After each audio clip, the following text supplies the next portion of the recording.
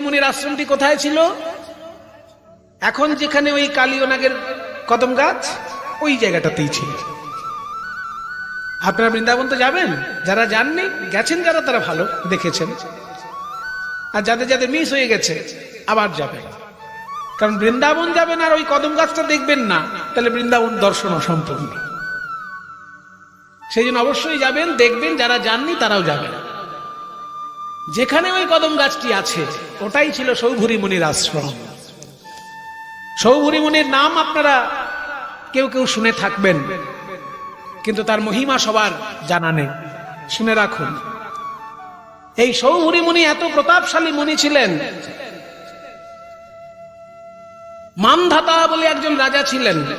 আমরা বলি না এটা মানধাতা আমলের জিনিস।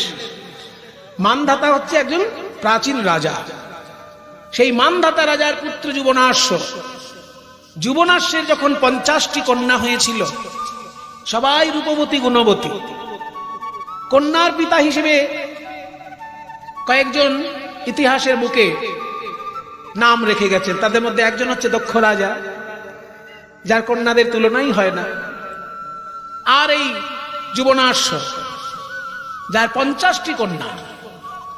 তা 50টি কন্যা হয়েছিল বলে সৌভরি মুনি একদিনকে গিয়ে যুবনাশ্বকে বলেছিলেন, হে মহারাজ, আপনার তো 50টা মেয়ে আছে, যে কোনো একটা মেয়েকে আমার সঙ্গে বিয়ে দিন। কারণ কিছু কিছু যজ্ঞ আছে, স্ত্রী পাশে না থাকলে সেই যজ্ঞ সম্পূর্ণ হয় না।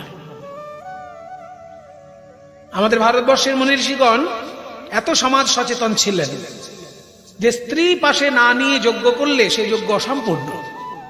বেশিরভাগ যজ্ঞই স্ত্রীকে পাশে নিয়ে করতে হয়। শুধু সন্ন্যাসীদের যজ্ঞে আর ব্রহ্মচারীর যজ্ঞে স্ত্রী থাকবে না, কিন্তু সংসারী লোক যজ্ঞ করলেই স্ত্রী সঙ্গে নিয়ে করতে হবে। ব্রহ্মচারীর ক্ষেত্রে নিষেধ, সন্ন্যাসীর ক্ষেত্রে নিষেধ। বাকি যজ্ঞ করতে গেলেই স্ত্রী পাশে চাই। যার জন্য আপনারা জানেন রামায়ণে রামচন্দ্র যখন যজ্ঞ করছেন, সীতা নেই বলে সোনার সীতা বানিয়ে নিয়ে যজ্ঞ করতে হয়েছে। সোনার সীতা বানিয়ে পাশে বসিয়ে রেখে সীতা চিন্তা করে যজ্ঞ করতে হয়েছে। কাজে স্ত্রী ছাড়া কিছু কিছু যজ্ঞ সম্পূর্ণ হচ্ছে না। আপনার মেয়েদের মধ্যে একটা মেয়েকে আমাকে দিন, আমি বিবাহ করব যজ্ঞ করার জন্য। এবার রাজা মনে মনে চিন্তা করলেন, আমার মেয়েরা হচ্ছে রাজকন্যা, আর এই সৌভরি মুনি হচ্ছে মুনি ঋষি লোক। এইসব লোকের সঙ্গে রাজকন্যার বিয়ে দেওয়া ঠিক? এরা তপস্বী, ভোগী নয়। আর আমার মেয়ে তো ভোগের মধ্যে বড় হয়েছে। আমার মেয়ে যে দামি ক্রিম মাখে, এই মুনির ক্ষমতা তুই দামি ক্রিম দেবার? আমার মেয়ে তো দামি দামি ক্রিম মাখে বিদেশি কোম্পানির। আর এই মেয়ে যখনই স্বামীকে বলবে যে আমার ক্রিম দাও, স্বামী বলবে ওই যে যজ্ঞে আছে ছাই মেখে না, যজ্ঞের ছাই মেখে না, এই তো বলবে। কাজে এই মুনি ঋষির সঙ্গে মেয়ের বিয়ে দেওয়া যায়? সেই জন্য মুখের উপর না বলল না, কিন্তু কি করলো? বললে, শুনুন শুনুন, আমার মেয়েরা স্বয়ংবর সভা করবে। 50টা মেয়ের একসঙ্গে স্বয়ংবর সভা ডাকবো। তখন আপনি আসবেন, আপনাকে যদি কোনো মেয়ে পছন্দ করে আপনি বিয়ে হয়ে যাবে। আরে বাবা, এত চিৎকার করেছ কেন? ও ঠাকুমা, এই যে জামাই বাবু, জামাই বাবু আর শালি কি মধুর সম্পর্ক। কীর্তন হচ্ছে, খেয়ালই নেই, চিৎকার করে যাচ্ছে শালি, আর জামাই বাবু হাসতে হাসতে সামনে এসে হাজির। হরি বল, জয় নিতাই। কীর্তনটা তো হচ্ছে, মা ব্যাঘাত ঘটছে। ওনার কানে কানে গিয়ে বলবেন জামাই বাবু পরে। আচ্ছা, কি যেন বলছিলাম, কোথায় ছিলাম? স্বয়ংবর। হ্যাঁ, ভালো জায়গাতেই ছিলাম, ওই জন্য জামাইবাবু চলে এসছে। বলছে, শুনুন, আমার মেয়েরা বড় হয়েছে, মেয়েরা বড় হলে তাদেরও একটা মতামতের ব্যাপার থাকে। সেই জন্য 50টা মেয়ের আমি স্বয়ংবর সভা ডাকবো। ওই সময় আপনি আসবেন, আমার মেয়ে যাবে, 50টি মেয়ের মধ্যে যে আপনাকে পছন্দ করবে বিয়ে হয়ে যাবে। তখন সৌভরি মুনি মনে মনে চিন্তা করলেন, রাজা তো ভালো করলো, মুখের উপর না বলতে পারলো না, তাই স্বয়ংবর সভা দেখিয়ে দিল। এবার স্বয়ংবর সভায় 49 জন থাকবে রাজপুত্র, আর একটা থাকবে দাড়ি গোপালা গাছের ছাল পরা ঋষি, তার গলায় কেউ মালা দেবে? তার মানে বুঝিয়ে দিল যে আমাকে মেয়ে দিতে চাইছে না। আজকে ভালোই মজা হচ্ছে, প্রথমেও ছাগল, শেষেও ছাগল, মাঝে আবার কুকুর। হরি বল, ঠিক আছে, আবার তার মাঝে জামাই বাবু। হরি বল, তো যাকে মজাই হচ্ছে বেশ। শুনুন, আমার মেয়েদের স্বয়ংবর সভা ডাকবো, তখন আপনি আসবেন, বিয়ে হবে। সৌভরি উনি মনে মনে একটা চ্যালেঞ্জ করলেন, রাজা যখন ইচ্ছা মতো আমার সঙ্গে মেয়ের বিয়ে দিল না, আমিও দেখিয়ে দেবো রাজাকে তপস্যা কাকে বলে। সঙ্গে সঙ্গে রাজা চলে গেলেন আসামে, এই সৌভরি মুনি চলে গেলেন আসামে। আসাম জিনিসটা এখন তো এনআরসির জন্য খুব বিপদগ্রস্ত। আসামের লোকগুলো কেন যে এত বাঙালি বিরোধী হয়ে গেল এ ভগবান জানে। আসামের অর্ধেক শিল্প, অর্ধেক সংস্কৃতি বাংলার জন্য ধন্য হয়েছে, কিন্তু তারা পুরোপুরি বাঙালিকে অস্বীকার করে নিজেদের জাতিগত একটা অহংকার প্রতিষ্ঠা করার জন্য লক্ষ লক্ষ বাঙালির জীবনে দুঃখ ডেকে এনেছে আসামের লোক। এই সব সাম্প্রদায়িকতা একদম ভালো জিনিস নয়। এই আসাম ছিল কামদেবের রাজত্ব, যার জন্য কামরূপ কামাক্ষর নাম। কাম দেবতার মন্দির এই আসামে গুয়াহাটি কামাখ্যা মন্দির থেকে 35 কিলোমিটার দূরে। গোটা ভারতটাই একটা দেশ, আমরা খালি খালি নিজেদের ভাগাভাগি তৈরি করি। গুয়াহাটি মন্দির থেকে, কামাখ্যা মন্দির থেকে 35 কিলোমিটার দূরে কামদেবতার মন্দির আছে, তার নাম হচ্ছে মদন কামদেব। যাবেন, এইগুলো দর্শন করবেন, ভারতটাকে চিনবেন। স্বামী বিবেকানন্দ পায়ে হেঁটে ভারত ঘুরেছেন, নিতাই পায়ে হেঁটে ভারত ঘুরেছে, গৌরাঙ্গ পায়ে হেঁটে ভারত ঘুরেছে, ভারতটাকে চেনার জন্য। আমাদের পায়ে হাঁটতে হবে না, ট্রেন আছে, বাস আছে, অটো আছে, টোটো আছে, শুধু দেখার ইচ্ছাটা আমাদের নেই। কামাখ্যা মন্দির থেকে 35 কিলোমিটার দূরে ব্রহ্মপুত্র নদের তীরেই মদন দেবতার মন্দির। সেইখানে আগে লোকে যেত কাম দেবতার তপস্যা করার জন্য। এই সৌভরি মুনিও সেইখানে গিয়ে কাম দেবতার তপস্যা করলেন। কাম দেবতার তপস্যা করে বললেন, হে কাম দেবতা, দেবতাদের মধ্যে তুমি সব থেকে সুন্দর দেখতে, আমি তপস্যা করছি তোমার জন্য, তুমি তোমার মতো সুন্দর আমাকে বানিয়ে দাও। কাম দেবতা বললেন, তাহলে জিমে ভর্তি হতে হবে। জিম চাই। সুন্দর হওয়া কি এত ইচ্ছা করি? এই পেল্লাই ভুঁড়ি নিয়ে কি সুন্দর হওয়া যায়? শুকনো কাঠের মতো হলেও সুন্দর দেখাবে না, পেল্লাই ভুঁড়ি থাকলেও সুন্দর দেখাতে হবে। সুন্দর হতে গেলে অনেক কসরত আছে, অনেক পরিশ্রম আছে।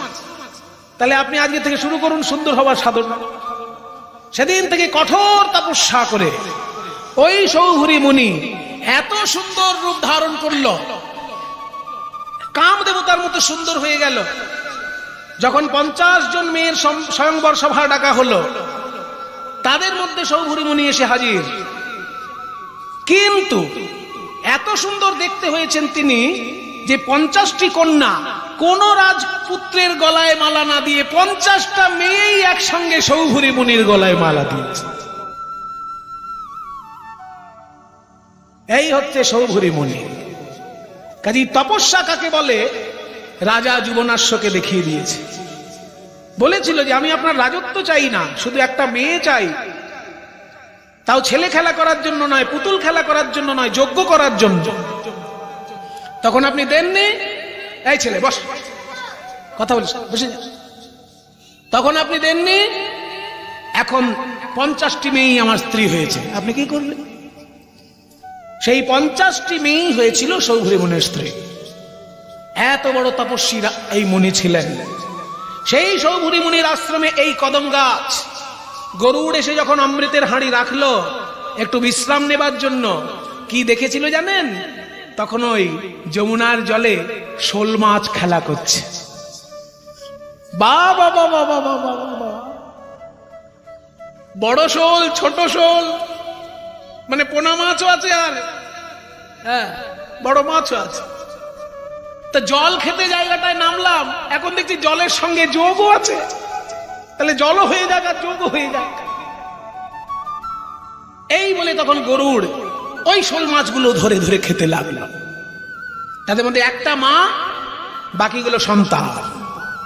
মায়ের সামনে যখন সন্তানকে ধরে ধরে খাচ্ছে, শোল মাছ কাঁদছে, সেটা বোঝার ক্ষমতা কি আর গরুড়ের আছে? সে তো খেয়ে যাচ্ছে আর মাটা কাঁদছে জলের মধ্যে। সেই সময় সৌভরি মুনি এসে হাজির। গরুড়,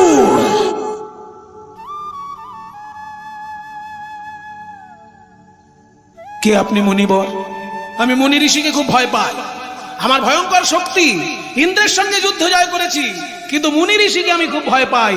কারণ ইন্দ্র ছেড়ে দিয়েছিল সেই বজ্র, ওটা মুনি ঋষির হাড় দিয়ে তৈরি।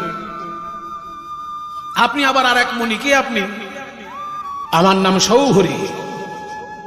আমার এই আশ্রমে ওই শোল মাছটা তার সন্তানদেরকে নিয়ে নিশ্চিন্তে খেলা করে, আর আমি যখন ধ্যান করি ওই শোল মাছটার খেলা দেখি আর মনে করি জগৎ জননী মা মহামায়া এইভাবে জগতের সন্তানদেরকে নিয়ে খেলা করছেন।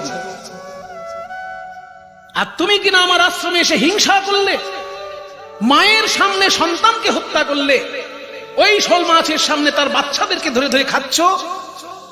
এত লোভী, এত হিংসা তোমার মনে, তুমি পাপী। আমার আশ্রমে এসে তুমি হিংসা করেছো, এক্ষুনি তোমার। যখনই অভিশাপ দিতে গেছে, অমনি গরুড় সৌভরি মুনির দুটি পায়ে ধরেছে। হে মুনিবর, আপনি অভিশাপ দেবার আগে আমার কথাটা একবার ভাবুন।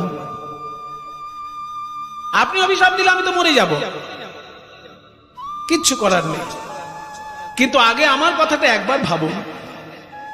আমি যে পাপ করেছি বলছেন, কোন হিসেবে বলছেন? আমি হলাম পক্ষী জাতি, আর পাখির তো খাদ্য পোকামাকড়। সে পোকা যদি ডাঙায় থাকে, জলে থাকে, ব্যাপার একই। মাছরাঙা পাখি কি খায়? মাছ খায় না? মাছ ধরে ধরে খায়। বক কি খায়? বক ছোট ছোট মাছ ধরে টুক করে খেয়ে নেয়। তাহলে আমরা তো পাখি, আমি পক্ষী জাতি, মাছ হচ্ছে আমার খাদ্য। এবার আমি জানবো কি করে এই মাছটা দেখে আপনি মহামায়ার কথা চিন্তা করেন? ওইটা যদি আমার জানা থাকতো তাহলে আমি এইখানের মাছ খেতাম না, অন্য কোথাও মাছ খেতাম। আমি পক্ষী জাতি, মাছ আমার খাদ্য, সেটা আমার খিদে পেয়েছে, আমি খেতে শুরু করেছি। এখানে পাপটা কোথায়? আপনি যে আমাকে অভিশাপ দিতে চলেছেন। সঙ্গে সঙ্গে সৌভরি মুনি চিন্তা করলেন, সত্যি কথা, গরুরের কথাও তো ভুল নয়। ও পক্ষী জাতি, ও জানবে কি করে এটা আমার আশ্রম? ও জানবে কি করে যে এই মাছগুলো দেখে আমি বিশ্ব সংসার চিন্তা করি? যাক গরুড়, তোমায় ছেড়ে দিলাম আমি।